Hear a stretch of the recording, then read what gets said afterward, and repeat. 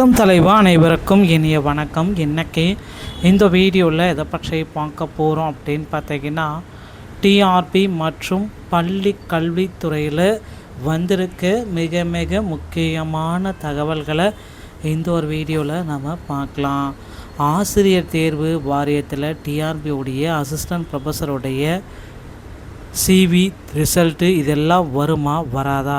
Assistant professor பொறுத்த வரைக்கும் 70 வினாக்கள் குளறுபடி அப்படின்ட்டு ஓப்பனாக சொல்லிட்டாங்க.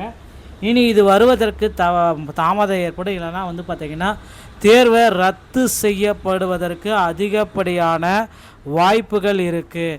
ஸோ நிச்சயமாக பார்த்திங்கன்னா அசிஸ்டன்ட் ப்ரொஃபஸருடைய தேர்வுகளை ரத்து செய்யப்படுறதுக்கு தான் அதிகப்படியான வாய்ப்பு இருக்கே தவிர மீண்டும் ரிசல்ட்டை நாங்கள் பப்ளிஷ் பண்ணுவோம், தேர்வு வருமா வராதா, முடிவு வருமா வராதா, இந்த மாதிரி நிறைய பேர் குழப்பத்திலே இருக்கீங்க.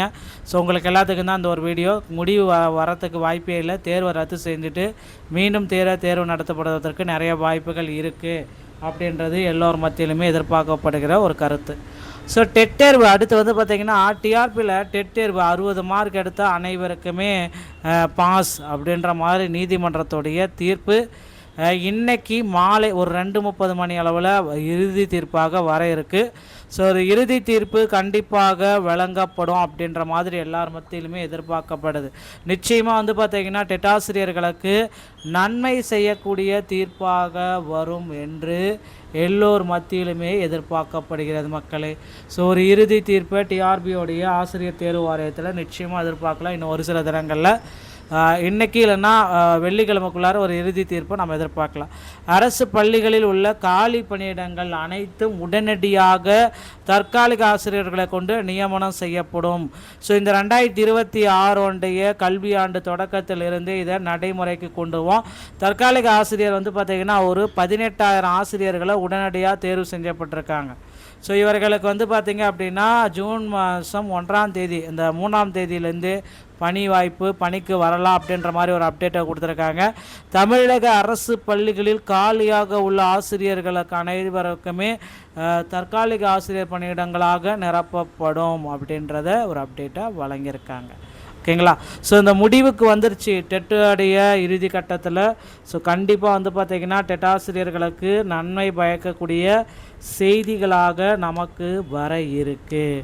ஸோ அடுத்து பார்த்திங்க அப்படின்னா நீங்கள் எல்லாருமே எதிர்பார்த்துட்ருக்க இந்த ஆண்டோடைய நோட்டிஃபிகேஷன் யூஜிடிஆர்பி, பிஜிடிஆர்பி, பிஆர்டிஇ, பிஓடைய நோட்டிஃபிகேஷன்ஸ் எல்லாமே வெளியிட போகிறாங்க.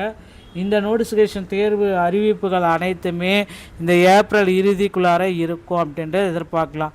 ஸோ நிச்சயமாக பிஜிடிஆர்பியோடைய சிலபஸ் மாற்றுவாங்களா, எந்த டிபார்ட்மெண்ட்டோடைய சிலபஸ் மாற்றுவாங்கன்னு தெரியல. ஆனால் ஏதோ ஒரு சிலபஸ் மாற்றுறது நிச்சயமாக நடக்குது.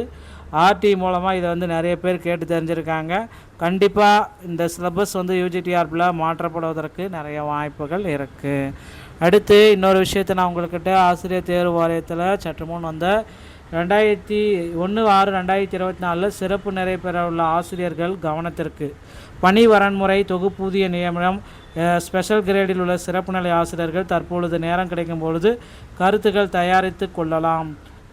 படிவத்தால் ரெக்கார்ட் ஷீட், பணிக்காட்டு வலையினால் பணிக்காட்டு விவரங்கள், வெடுப்பு விவரங்கள், போராட்டத்தில் பங்கேற்பு, முறைப்படுத்தப்பட்ட விவரங்கள், ஸ்பெஷல் ரிப்போர்ட், ஒருங்கிணைந்த சான்று, சார்ந்த ஆசிரியர் விண்ணப்பம், மேலே உள்ள கருத்துக்கள் இணைக்கப்பட வேண்டியவை.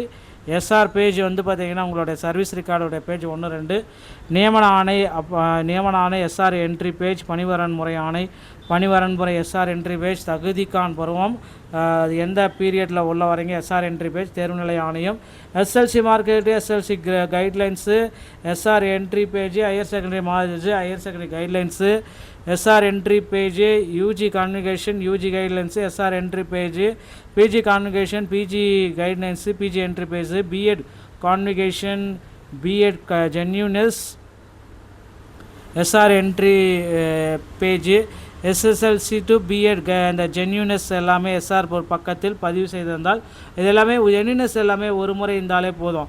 இது தவிர சிலருக்கு HSLC, SLC படிக்காதவர்கள் டிஎன்பிஎஸ்சி செகண்ட் கிளாஸ் லேண்ட்ஷெட் test pass detail SR entry பேஜை நீங்கள் வைக்கணும் அப்படின்ற மாதிரி தகவல்கள் எல்லாமே கொடுத்துருக்காங்க. இது எல்லாமே 1/6/2026க்கு முன்னாடி சிறப்பு நிலையை பெற உள்ளதால் தங்களின் முன்னேற்பாடுகளை மேற்கொள்ள இந்த பதிவு எக்ஸல் ஷீட் ஃபார்மேட்டில் நீங்கள் போட்டு தயாரித்து கொள்ளலாம் அப்படின்றத குறிப்பாக சொல்லியிருக்காங்க. நண்பர்களே, இந்த வீடியோ பதிவு உங்களுக்கு பிடிச்சிருந்தால் நீங்கள் நம்முடைய சேனலோட இணைந்திருங்கள். மீண்டும் ஒரு நல்ல தகவலுடன் நான் உங்களை சந்திக்கிறேன். நன்றி, வணக்கம், தேங்க்யூ.